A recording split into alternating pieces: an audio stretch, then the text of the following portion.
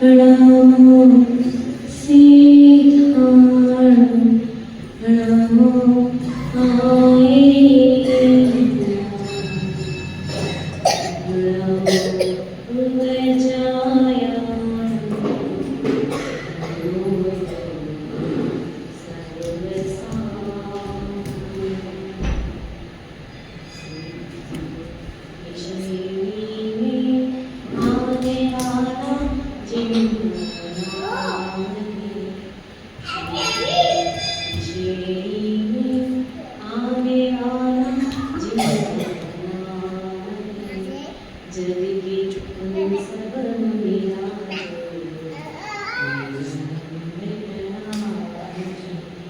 जग के उन सब मिराजो मेरा नम्र प्रणाम मेरा नम्र प्रणाम। जी बोलिए अनंत सतपति श्री भगवान की, 1000 वर्ष काशीनाथ भगवान की, 1000 वर्ष नेमिनाथ भगवान की, परम पूज्य मुनि पूज्य ज्येष्ठ आचार्य श्री आदि सागर जी महाराज की, आचार्य श्री महावीर कीर्ति जी विमल सागर जी सन्मति सागर जी महाराज की।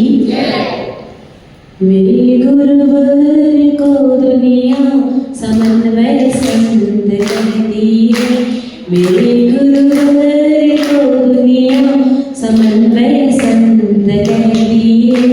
देश के नेता मिलकर के उन्हें राष्ट्र संत कहते हैं, देश के नेता मिलकर के उन्हें राष्ट्र संत कहते हैं।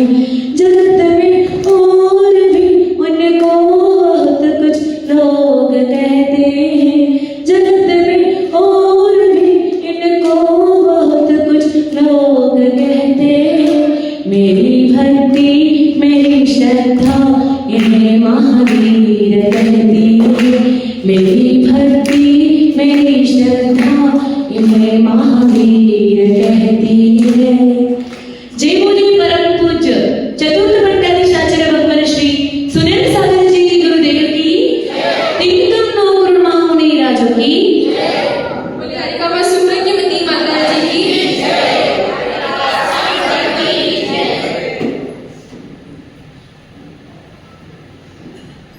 आपाद कंठ मुरु शंकर वेष्टितांगा गाढ़ं बृहत् निगड कोटि निग्रष्टि जंगा तन्नाम मंत्र मनीष मनुजः स्मरन्तः सद्यः स्वयं विगत बन्ध भया भवन्ति। लोह शंखला से जगड़ी है नख से शिख तक देह समस्त, घुटने जंगे चिले बेड़ियों से अधीर जो है अति त्रस्त। भगवान ऐसे बंदी जन भी तेरे नाम मंत्र की जा, जब करगत बंधन हो जाते क्षण भर में अपने ही आप। शिवभक्तामणि स्तोत्र में महांतुम आचार्य 94 श्लोक के माध्यम से प्रभु आदिनाथ स्वामी की स्तुति करते हुए कहते हैं, भगवान जिसका शरीर नीचे से लेकर ऊपर तक सांगलों से जकड़ा हुआ है, बंधा हुआ है, और ऐसे मजबूत लोहे के सांगल बंधे हुए हैं कि जिसको तोड़ना भी बहुत मुश्किल है, हाथ पैर छिल गए हो, लेकिन फिर भी कहते हैं कि ऐसा भक्त भी यदि आपके नाम का स्मरण करता है, आपको पुकारता है, आपके गुणगान करता है, तो कहते हैं ये सारे बंधन भी पल भर में छूट जाते हैं, टूट जाते हैं। सबसे बड़ा उदाहरण है चंदन वाला। कहते हैं राज्य पर जब युद्ध हुआ तो चंदन वाला का सब कुछ छिन गया, माता भी छिन गई, पिता भी छिन गए, पूरा परिवार नष्ट हो गया। अकेली बिटिया कुंवारी कन्या, आज जमाना आ रहा है कुंवारी हमारी बेटियां कहाँ कहाँ घूमने निकल जाती है ना। वो जमाना अलग था कि बेटियां घर से बाहर भी निकलती तो मर्यादा से निकला करती थी। यहाँ तो कितना भी बोल दो, हम तो वही रहेंगे जो है, अपनी छाप नहीं बदलेंगे। हमने नियम लिया है, हम ऐसे ही वस्त्र पहन के आएंगे। हमने नियम किया है कि हम ऐसा ही रहेंगे, वैसा ही रहेंगे, कुछ भी चेंजिंग नहीं होगी माता जी। गजब की बेटियां थी। कहते हैं उस बेटी को कोई सेठ खरीद कर लेके गया, उसको चाहा भी सही कि एक बार हमको स्वीकार कर लो, सबको तुम सेठानी बना दूंगा। उस बिटिया ने स्वीकार नहीं किया, शील रस से बढ़कर और कुछ नहीं। फिर सेठ जी ने बिल को बेच दिया, बिल ने वेश्या को बेचा। वेश्या को क्या काम करती है? काम है ये नगर नगर घूमना, जो नगर नगर घूमती रहती, नगर नगर घूमती रहती है, दूसरों को आकर्षित करती है। विचार कर लेना, अपन तो नहीं करते किसी को आकर्षित करने का पुरुषार्थ तो नहीं चलता है अपना। विषय का काम क्या है? ऐसे हाँ हाँ रखना, इस चंचलता रखना कि दूसरे उससे आकर्षित हो। ऐसी वेश्या के पास ले जाकर बेच दिया, लेकिन कहते हैं वेश्या के यहाँ पर रहकर भी उसने अपने शील को नहीं बेचा। फिर वेश्या ने बीच बाजार में, जिससे आपने बोला लगा था ना, अभिषेक की, चांदी राधा की, वैसे वहां पर बोलियां लग रही थी। किसकी? एक बिटिया को बेचने की बोली लग रही थी। कौन ज्यादा कीमत है? एक धर्मात्मा सेठ वहां से निकले, वो कोई बिटिया है, लगता है धर्म संकट में है, कोई और खरीदेगा तो पता नहीं क्या क्या निकल रहा है। अपने पास खूब पैसा है, पैसा तो बहुतों के पास होता है, पर कहाँ यूज करना वो भी तो होना चाहिए ना, किन जगह यूज करना। साधर भी जने विदेशासन गुरु की आराधना हो रही है, कहाँ दान देना वो भी समझ होनी चाहिए। उसने कहा यहाँ पर एक बेटी की शील की रक्षा की बात है। अपने पास बहुत धन संपदा से खरीद भी लेगी तो कौन सा फर्क पड़ेगा? अपने घर में रहेगी, सेवा करेगी और ये भी खाएगी और अपना धर्म करेगी। धर्मात्मा सेठ जी थे, खरीद लिए। उस बेटी ने कहा कि आप हमें खरीद रहे हो, हमारा करोगे क्या? उसने कहा बेटी चिंता मत करो, तुम जैसे तुमको देखकर लगता है कि तुम बहुत अच्छे परिवार से हो, धर्मात्मा हो। बेटों के संस्कार शक्ल सूरत से दिखते हैं, हाव भाव से दिखते हैं, किस परिवार के हैं, किस संस्कार है। समझ में आ रहा है कि तुम अच्छे परिवार से हो, शीलवती हो, धर्मात्मा बेटी हो। चिंता मत करो, मेरे घर में रहना, मेरी बेटी की तरह रहना और हमारी भी सेवा करना और अच्छे से तुम तुम्हारा धर्म करना। उसने कहा ठीक है। वहां रहती थी, लेकिन कहते नहीं स्त्रियों में ईर्ष्या बहुत ज्यादा हुआ करती। उसकी सेठानी को लगा कि ये तो हमारे सौदे लेकर आ गए, इतना प्यार देते हैं, इतना ऐसा करते हैं, वैसा करते हैं। फिर एक दिन सेठ जी बाहर गए, चंद्रकला बहुत सुंदर थी, प्रभु महावीर स्वामी के मासी थी। तीर्थंकर भगवान के परिवार से कोई होगा तो अच्छा ही होगा। और सेठ जी बाहर गए, उस सेठानी ने क्या किया, अपनी नौकरानी के साथ मिलकर उसको पूरी बेड़ियों से बांध लिया और एक कंकाल कोठरी में फेंक दिया। 3-4 दिन उसको बेचारी भूखी प्यासी, और कहते कि चंद्रकला के बाल बड़े सुंदर थे। अभी सुबह से माता जी कैसे छोड़ा था, अनुमति माता जी का बहुत डिफिकल्ट काम है। तो हमने कहा बेटा आपका कैसे करते क्या? 2 बेटियों को कहा नहीं माता जी, हम कैसे देख लेंगे, देखना अच्छा लगता है, करना अच्छा लगता है। क्यों? हमारे बाल बहुत प्यारे हैं, जरा कभी खींच ले तो पेट बच जाए। चंद्रकला भी इतनी सुंदर थी, बहुत लंबे लंबे बाल थे। कहते सेठानी ने ईर्ष्यावश क्या किया, उसे बालों को भी काट दिया। बहुत रूप का गमन करते, कैशवश करते क्यों है? पहली बात तो ऐसा परीक्षा सहन कर सकते हो क्या मोक्ष पाते हो? इससे भी ज्यादा, इससे भारी परीक्षा आ सकता है। फिर रूप सुंदर न दिखे, बाल बड़े होने से सुंदरता भी बढ़ जाती है, सुंदरता भी ना बढ़े इसलिए कैशवश किया जाता है। तो उस सेठानी ने क्या किया, चंद्रकला के बाल काट दिए, टकला कर लिया पूरा। इधर 3 दिन हो गए, सेठ जी आए ढूंढने की बेटिया कहाँ पे। देखा तो वो इतनी मजबूत जंजीरों से बंधा हुआ है, सेठ जी से भी नहीं खुली। सेठ जी ने कहा बेटा रुक, लोहार को बुला के लाता हूँ। कभी कभी होता है ना घर के ताले बंद हो जाते हैं, आजकल तो ताले भी ऐसे दरवाजे कैसे होते हैं, दरवाजा लगा के ताला लग गए, कुछ करना भी नहीं पड़ता है, बस चाबी संभालनी पड़ती है। चाबी नहीं संभाली तो काम खत्म हो जाता है। ऐसे ही है, शावक धर्म की भी चाबी संभाल के रखे। वो भाभी दिख रही ना, फागी वाली है, आज फागी से आए हैं, सामर से, माथुरा से, और भी सबसे। हाँ, शावक आए हैं। वो भाभी बोल रही माता जी फागी में एक दिन भी 4 महीने चंद्रमा से प्रवचन हुआ, एक दिन भी ऐसा नहीं किया जो हमने आपको प्रवचन सुना। क्यों? श्रद्धा चाहिए।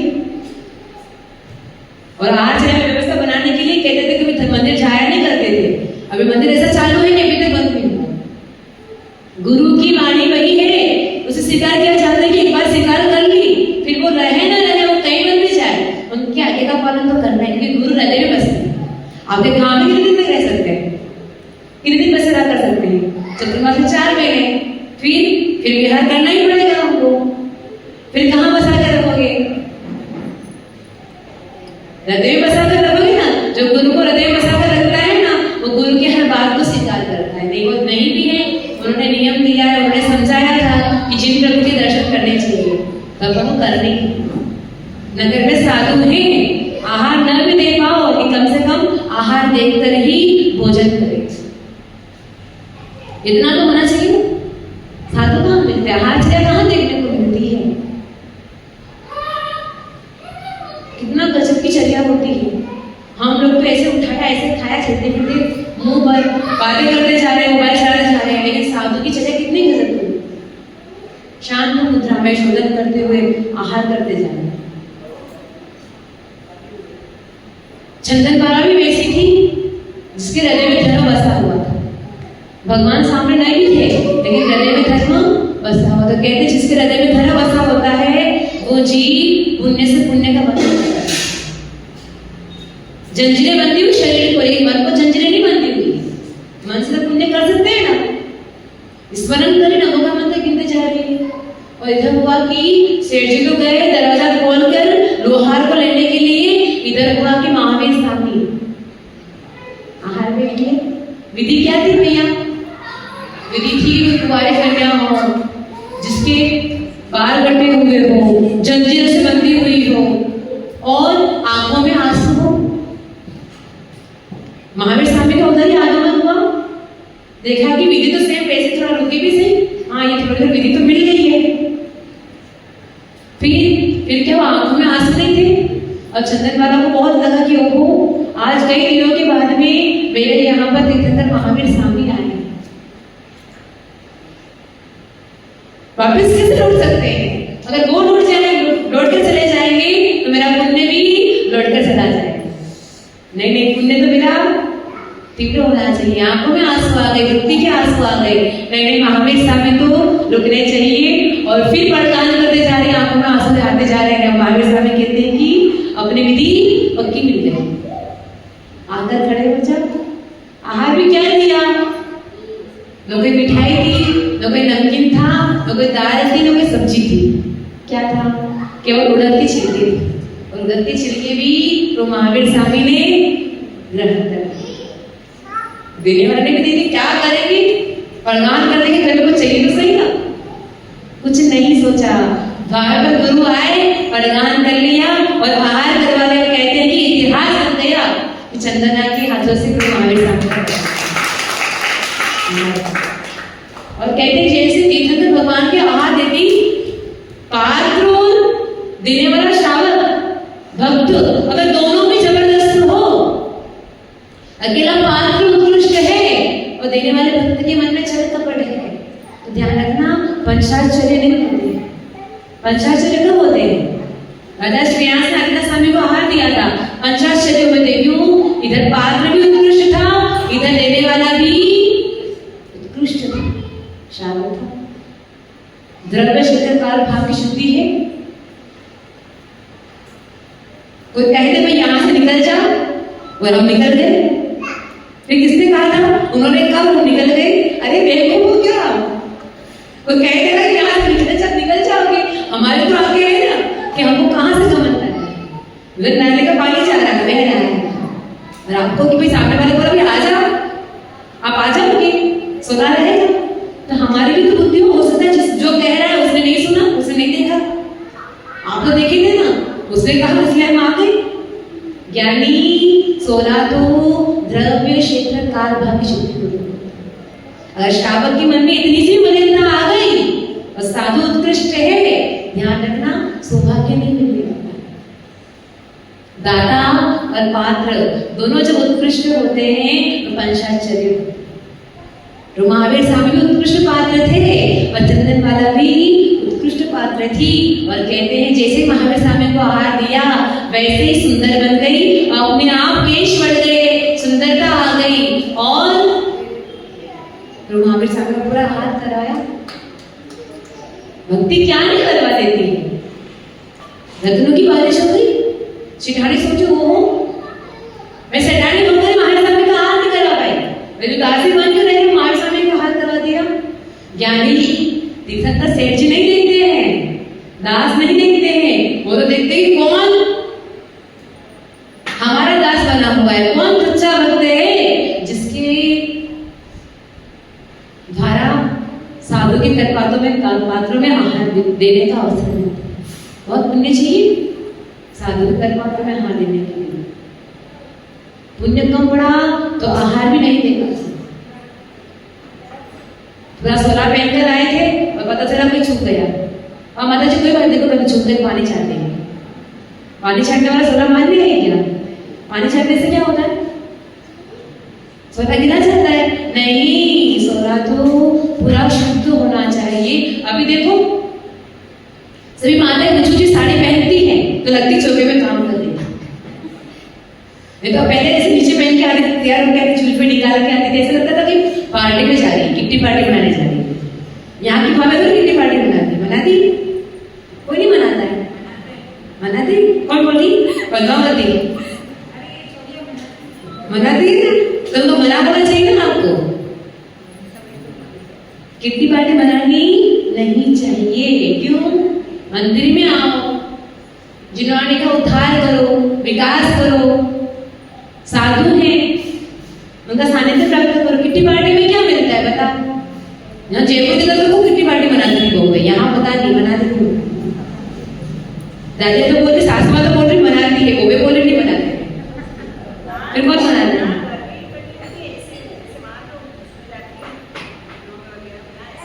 दरगाह जाती ना, दरगाह जाकर भी तो वही करती है। आजकल महिला संगीत होते हैं, उसमें क्या होता है? इतने खुलेआम प्रोग्राम होते हैं, वो बेटियों को शर्म भी नहीं आती है कि जेंट्स लोग बैठे हैं, कौन बैठ रहा है, कैसे प्रोग्राम कर रहे हैं। आप बताओ, जैसे माहौल में रहोगे, सबसे बड़ा बंधन कौन सा है? राग का बंधन है, विकार वासना का बंधन है। अगर आप समाज को लेकर बैठे हो, कहीं सामूहिक प्रोग्राम हो रहे हैं, ये महिला संगीत क्यों कर रहे? पहले जमाने में महिला संगीत होते थे ना, जो मेहंदी का प्रोग्राम होता था, उसमें 24 ही बोली जाती थी। पूछो माताओं से, 24 ही बोली जाती थी, भगवान के अच्छे अच्छे गीत बोले जाते थे, भजन गाए जाते थे, आध्यात्मिक भजन गाए जाते थे। आज हमको तो साइड में रख दिया। अब क्या चल रही है? तो खुलेआम सब कुछ चल रहा है। क्या चल रहा है? पूछो मत माता जी, बस आप तो सुन लो। हम लोग बोला माता जी आपको दिखाएंगे, हमारे यहाँ पे एक महिला संगीत हुआ था, उसमें कैसे प्रोग्राम हुआ था। हमने कहा हमको देखना भी नहीं है। क्यों? हम ऐसे चीजें देखें क्यों? हमारे आंखों को क्यों खराब करें? मैं ऐसे प्रोग्राम देखकर हमारा टाइम क्यों वेस्ट करें? जिनको सुधरना वो सुधर, नहीं सुधर तो वो जाने। और ठिकाना नहीं लगा कैसे सुधरो। ऐसा कहने का मतलब है जो ऐसे प्रोग्राम होते, ध्यान रखना, आज शादी होने के बाद भी परिवार सुखी क्यों नहीं है? पहले जो हमारे मंगलाचरण होते थे, महिला संगीत हो रहा मतलब 24 भगवान की स्तुति की जाए, मंदिर जाकर के भगवान जी के दरबार में पहुंचारा रखते थे। फिर भगवान जी का शांति विधान घर में हुआ करता था कि हमारे घर में बहुत बड़ा काम और एक गृहस्थ की शुरुआत हो रही है, तो हम इस तरीके से सब कार्यक्रम करेंगे। अब वासनाओं से गृहस्थी शुरू होती है और वासनाओं से खत्म होती है। प्रवचन सुनो तो दादाजी पहुंच पाए नहीं पहुंच पाए कोई बात नहीं, महिला संगीत में दादाजी पहुंच जाए।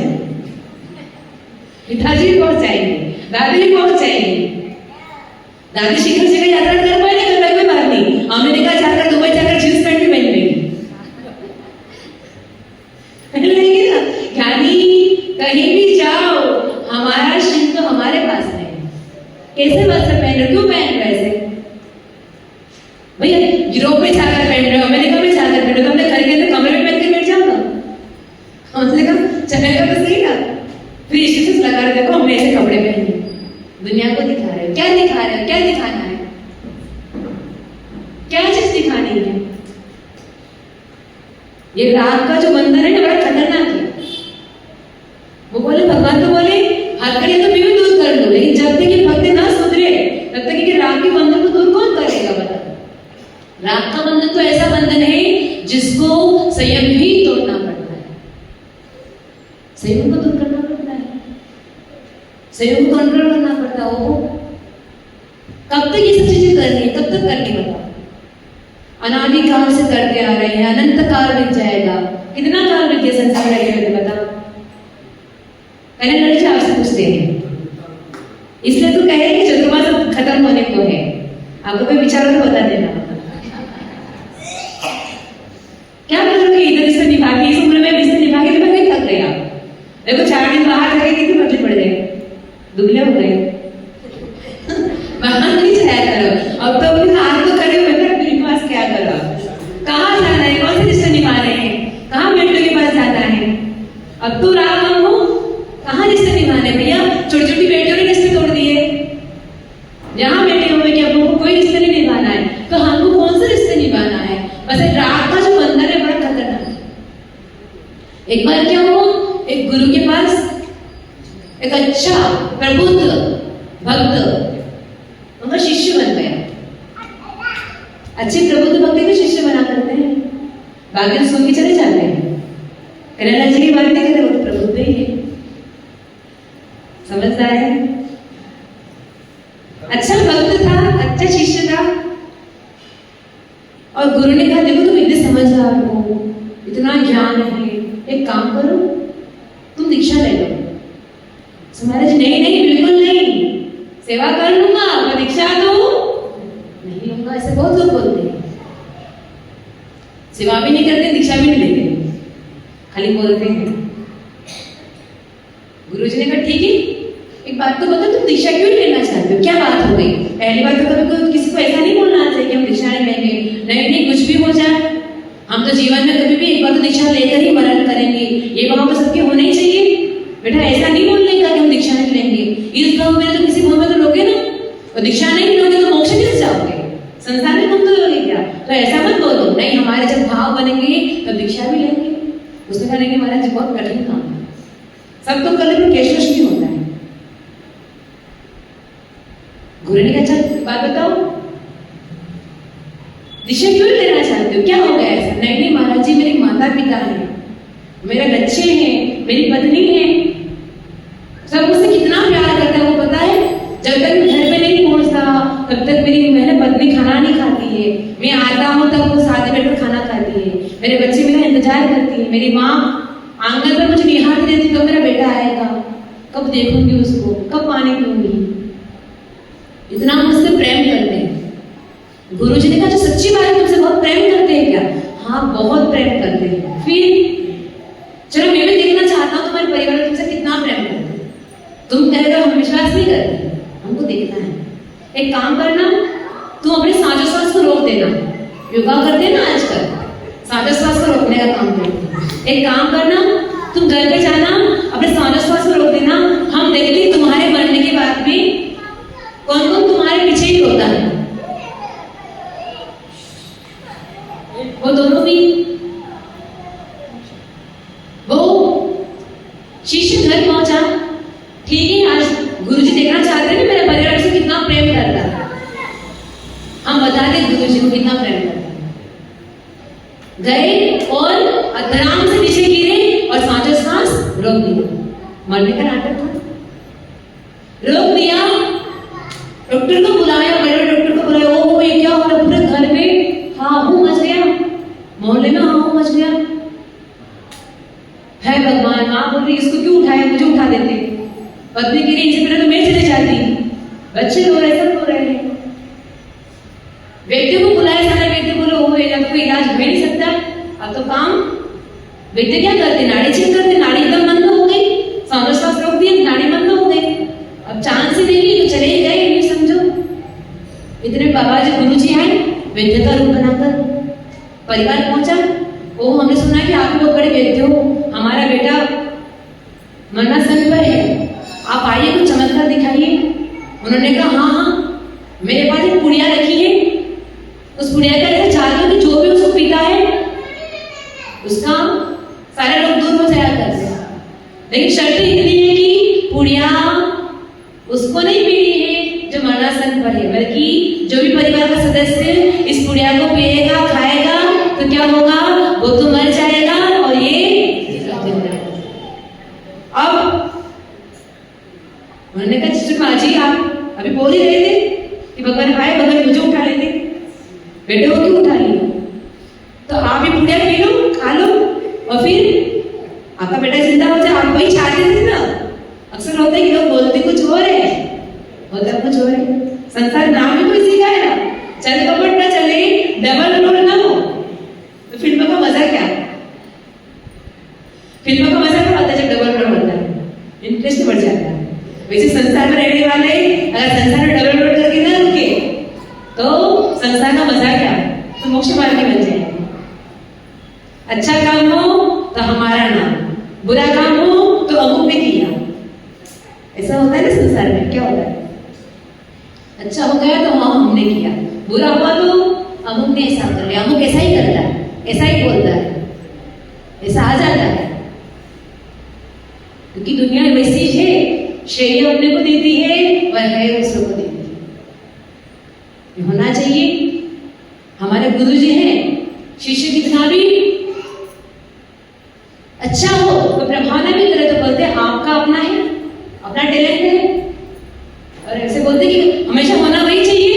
कोई अच्छा कर रहा है तो भी श्रेय दो, और बुरा कर रहा सोचो कि भी हम नहीं कर पाए, हमने शायद इस तरह से उसको गाइड नहीं कर पाए, हमारा सहयोग कम रहा, इसमें शायद ऐसा कर रहे हैं।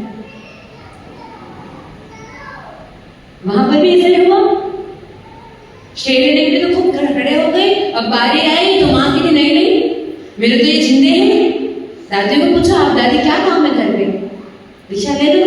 नहीं दादी माता जी अभी ये है तो रहने दो। नहीं पाप लगता है। क्यों पाप लगता है, उनको छोड़ के नहीं आ सकते। मैं कौन सा पाप लगता है, कौन सा शास्त्र में लिखा तुम अपने को उनको छोड़ के आ जाए पाप लगता है। वो बेटियां हैं, बेटा है, संभालेगा उनकी जिम्मेदारी। नहीं माता जी नहीं आ सकते। वही दादी को पूछा आप पुड़िया खा लो। नहीं मेरे तो ये है, मेरा एक बेटा और है, मेरे पोते हैं, उनको देकर जिंदा रह जाऊंगी मैं, और वैसे भी पुड़िया खाने में मैं तो मर जाऊंगी, जिंदा भी होगा मुझे क्या मतलब। फिर पत्नी को कहा भाई आप इतना रो रहे थे कि बच्चे क्या करेंगे, तो एक काम करो आप पुड़िया खा लो। बोले मैं तो नहीं खाऊं, मेरे बच्चे हैं। ये नहीं तो कोई बात, धन दौलत तो है ना हमारे पास में, धन दौलत से अपनी जिंदगी आगे की निकाल देंगे। आज की बेटियां तो वैसी होती है, उनको सैलरी से मतलब नहीं होता है, धन दौलत कितनी मेरे ये देखो चेक करो, वो अच्छी हो तो हम अपना आगे का काम करें। तो वही कहा कि जो भी हमारा धन दौलत खूब ही बैठे हैं, बड़े हो जाएंगे, ये नहीं मिले तो क्या फर्क पड़ता है। सबको पूछ लिया, दादाजी को पूछ लिया, पिताजी को पूछ लिया, भाई को पूछ लिया, सब लोग थे बहुत हाहाकार मचा रहे थे और सब चुप हो गए। सबने मिलकर बोला तो गुरुजी आप तो सन्यासी हो, अकेले ही तो हो, एक काम करो इस पुड़िया को आप ही खा लो। गुरुजी ने कहा कोई बात नहीं अपन खा लेते। जैसे गुरुजी ने पुड़िया खाई और मेरा काम जिंदा हो गया। गुरुजी मरे नहीं पर अब गुरुजी ने कहा देखो तुम कहते मेरा पूरा परिवार है, मेरी पत्नी मेरे बिना खाना नहीं खाती है, जो पत्नी तुम्हारी जान की परवाह नहीं कर रही है, ये तो सब संसार के नाटक है। उनको आचार्य कहते हैं समय सार में कर्म और जीव का नाटक है। संसार के रंगमंच पर सब नाटक चल रहा है। कोई कुछ भी जो भी दिख रहा है ना, सब क्या है, डुप्लीकेट है, नकली है। बच्चा कभी रोता है ना जानबूझ के, तो क्या बोलते हैं, नाटक कर रहा है, कोई नहीं, मन में कुछ दुख नहीं है। वैसा सबको संसार के नाटक है, रियल कुछ भी नहीं है, लेकिन हम इस रात की जेल में ऊपर से नीचे ऐसे झगड़े हुए हैं कि कोई चाहे तब भी कोई खींचे। सदगुरु आ रहे समझा रहे हैं, देखो भाई निकल जाओ, नहीं निकलेंगे, नियम किया है, घर में रहेंगे। कभी कभी कोई बोलता हमने तो कुछ किया ही नहीं, पता नहीं कर्म हमारा क्यों बिगाड़ रहा है। हमने कुछ नहीं किया, हमारा इतना पाप का उदय क्यों आ रहा है, जबरदस्ती कर्म लगे हुए हमारे पीछे। ऐसा होता है क्या? लोग भगवान जी को उल्लू बना देते, कभी भगवान जी को उल्लू बनाते। भगवान हमने तो कोई पाप ही नहीं किया, कोई हिस्ट्री निकाल के देख लो। फिर भगवान कहते देख मुझे उल्लू मत बना। जब मंदिर में विधान हो रहे थे तब तुम क्या कर रहे थे? बाजार में मजे मार रहे थे, गप्पे मार रहे थे, शिमला मनाली घूमने के लिए गए थे। यहाँ कल्पतरु महामंडल विधान हो रहा है और तुम बाहर घूमने जा रहे हो। विधान में तो बूढ़े बैठते हैं, जवान थोड़ी बैठते हैं। लेकिन ध्यान रखना, ये जो कल्पतरु महामंडल विधान जो होने जा रहा है ये अपूर्व विचार है और इसी खेरवाड़ा के इतिहास में जबरदस्त इतिहास बना है। देखने मात्र से ही जब के परिणाम में निर्मलता आ जाएगी। जब का दृश्य होगा और जब पूजा करेंगे तब का तो आनंद ही जबरदस्त है। हम खुद ही सोचे, कल्पना करें कितना जबरदस्त लगेगा। हमने भी अभी देखा नहीं है, कितना आनंद। इधर सदगुरु कह रहे बेटा विधान हो रहा है, कोई बात नहीं, इंद्र नहीं बने तो भी चलेगा, प्रति इंद्र नहीं बने तो भी चलेगा, सामान्य इंद्र नहीं बने तो भी चलेगा, लेकिन आकर पूजा तो करना। हमारे घर पे द्रव्य है ना, उस द्रव्य को ले जाकर भी तो मंदिर पूजा कर सकते हैं ना, समोसा के बाहर नीचे कर सकते हैं। हम अवसर तो नहीं चुकेंगे, फिर हमारी सामर्थ्य ऐसी तो कैसे पूजा कर रहे हैं। लेकिन अगर जो ये अवसर चुक गया, ये दाव चुक गया तो क्या नहीं, फिर अवसर पता नहीं कब होगा। और ऐसा होना क्योंकि धन तो खर्च हो जाए, तो धन खर्च करने के तन लगाना पड़ता है। आज समाज के जिम्मेदार लोगों को पूछो, खाना पीना में एक तरफ ले गया, दिन भर वही लग रहा है, रात की 12 बजे 2 बजे फोन चल रहे हैं, कैसा करना, क्या करना है।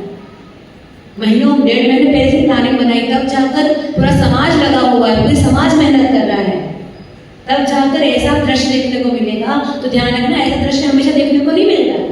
अब मिला है, पता नहीं कब मिले, और बार-बार मिले तो अच्छी बात है, लेकिन मिली जाए तो पक्की बात नहीं है। इसलिए इस अवसर को चुकना नहीं है। प्रभु की आराधना का अवसर है। संसार के गप्पे, संसार की मौज मस्ती तो करता ही रहना चाहिए अनादिकाल से, कौन सी बड़ी बात है। नहीं मतलब टाइम नहीं मिलता है, क्यों?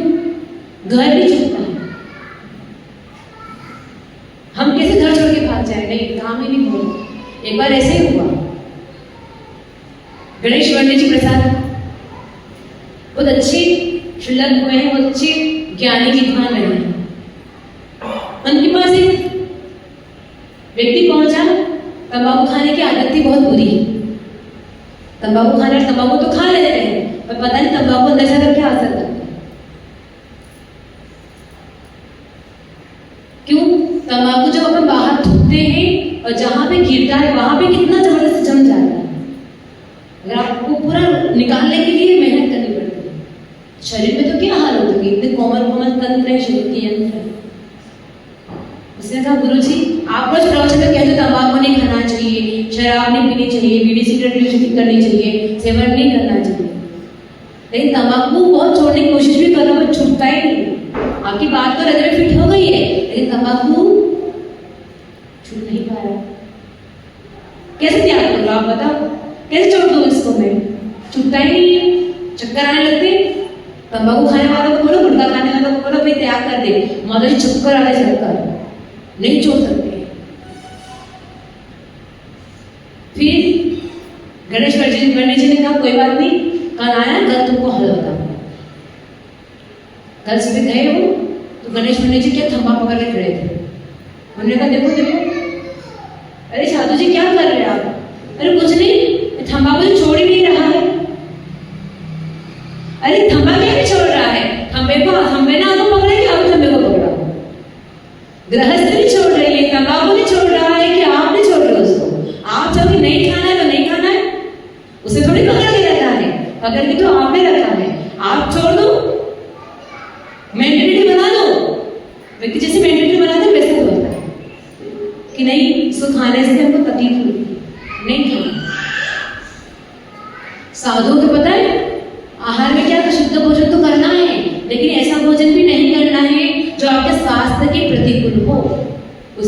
से कह दिया। क्यों?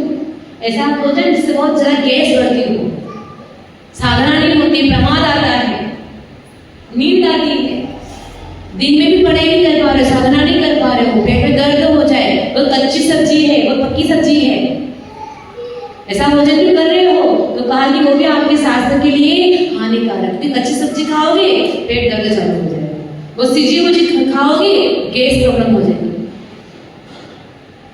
फिर मुनगा का पेस्ट, माता जी लोग मुनगा का बहुत बढ़िया रहते, फिर एक गिलास में मुनगा का पेस्ट बनाए पी लो आप, यानी पी तो लेंगे लेकिन जाते ही हमको जंगल जाना पड़ेगा।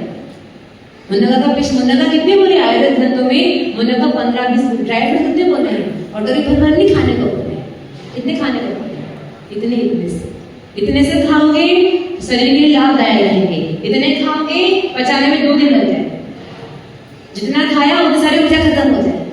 तो हर चीज, हर वस्तु, शुद्ध वस्तु भी खाने के तरीके बताए हैं, कितनी मात्रा में खाना है, कितना खाना है, कब खाना है। इधर एक तरफ रात में प्रभु की आरती हो रही है, प्रभु की भक्ति हो रही है, और इधर कुछ रात में पार्टी मना रहे हैं।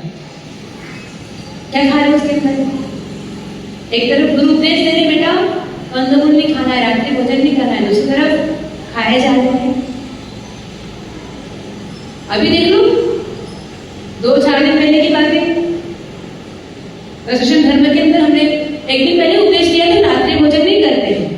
लोगों ने कहा माता जी आप क्या बोलते रात्रि भोजन नहीं करते, हम आपको प्रैक्टिकल करके दिखाते हैं। हमारे यहाँ पे चले भटूरे बनाएंगे और खाकर दिखाएंगे,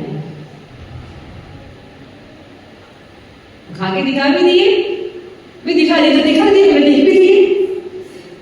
हमारा क्या गया? हमारा कुछ नहीं गया, हमारा तो उस समय कर्मों की निर्जरा हो रही थी, जब उपदेश दिए, उपदेश देने के बाद जो समझा रहे तभी कर्मों की निर्जरा हो रही, लेकिन आपने तो अति तीव्र कर्मों का बंधन, गरीब लोग के नाक के सामने रात्रि में 2 बजे छोले भटूरे खा रहे हो। ज्ञानी ऐसे लोग तो चुल्लू पर पानी में नाक दबा के, शर्म आनी चाहिए, 3 लोग के नाक सामने खड़े और हमेशा खा रहे हैं। अगर ये वीडियो कोई बना दे, एक बार क्या होता पता है, जैसे लोगों की मीटिंग होती है रात में, यहाँ पे भी होती है, समाज जिम्मेदार लोगों की मीटिंग करते रात में। मीटिंग में होता क्या है, एक दूसरे की खिंचातानी, हमने जब ऐसा किया था तुमने हमारे सहयोग नहीं किया था, हमने ऐसा किया था तो आप लोगों ने हमारा साथ नहीं दिया था, अब हमने साथ देंगे। ये होता है ना, सारे पुराने जड़े मुद्दे ना सब उखाड़े जाते हैं, पुरानी बातें। फिर वैसे ही जगह इंदौर की बात रियल घटना है, रात के 12 बजे वहां पर लोग 12 बजे 10 बजे फ्री होते हैं, बड़ा शहर है भाई, 10 बजे मीटिंग चालू की, 12 बजे मीटिंग के चालू हुई, कहा जबरदस्ती चिल्ला रहे, तुम्हारे लोग बात कर रहे, पड़ोसी समझे कि यहाँ कोई झगड़ा हो गया रात के 12 बजे, पुलिस को फोन कर लिया, पुलिस आई, सच्ची घटना है एकदम। भाई क्या हो रहा है? बोले कुछ नहीं तो कुछ नहीं हो रहा है, नहीं मैं सो रहा है, झगड़ा नहीं कर रहे तो मीटिंग कर रहे। पुलिस की भी तुम जैनों की मीटिंग है, जैन लोग तो इतने फेमस है, इतने सात्विक होते हैं, इतनी नम्रता होती है, इतना विवेक होता है, सुना है कि जैन लोग कोर्ट कचहरी में चक्कर भी नहीं काटते, बहुत सात्विक जीवन हुआ करता है, और आप लोग की इस तरीके से बात कर रहे हो। तो उन्होंने कहा हमारी मीटिंग तो ऐसी होती है, यानी मीटिंग ऐसे नहीं होती है, हमने मीटिंग को 2 पैसा दे दिया।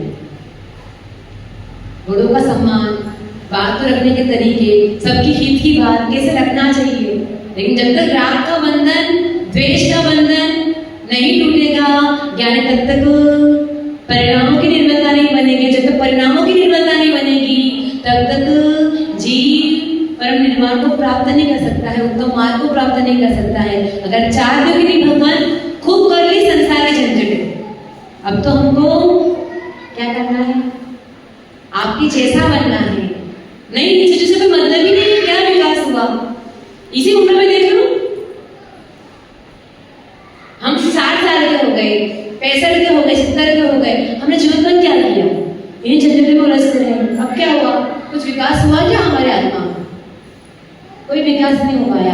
अगर चाहते हो कि इस आत्मा का विकास करना है, अपने जीवन का उद्धार करना है, तो मान तुम आचार्य कह रहे हैं कि ज्ञानी केवल लोहे की सागर को नहीं ढोलना है, बल्कि अनादिकाल से जो 8 कर्मों की सागर से बंधा हुआ जीव है, इस राग